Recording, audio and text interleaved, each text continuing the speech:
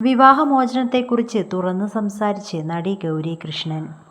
Serial സംവിധായകൻ മനോജ് പേയാടിനെയാണ് ഗൗരി വിവാഹം ചെയ്തിരിക്കുന്നത്. 2022 നവംബർ മാസത്തിലായിരുന്നു ഇരുവരുടെയും വിവാഹം.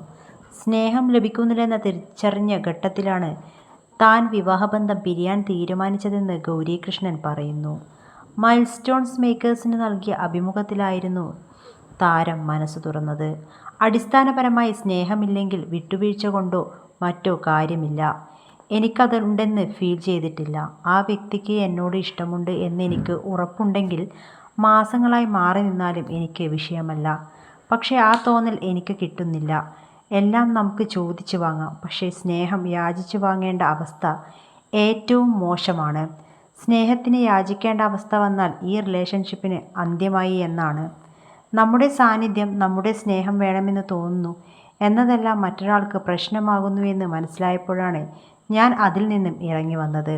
ഓരോരുത്തർക്കും ഓരോ അവസ്ഥയാണ്. നമുക്കെന്താണ് വേണ്ടതെന്ന വ്യക്തമായ ഐഡിയ നമുക്ക് വേണം.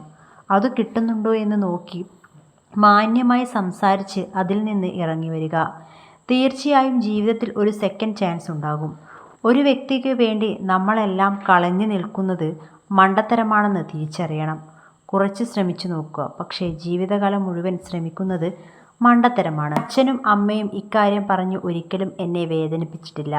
പറ്റില്ലെങ്കിൽ തിരിച്ചു വാ എന്ന് പറഞ്ഞു.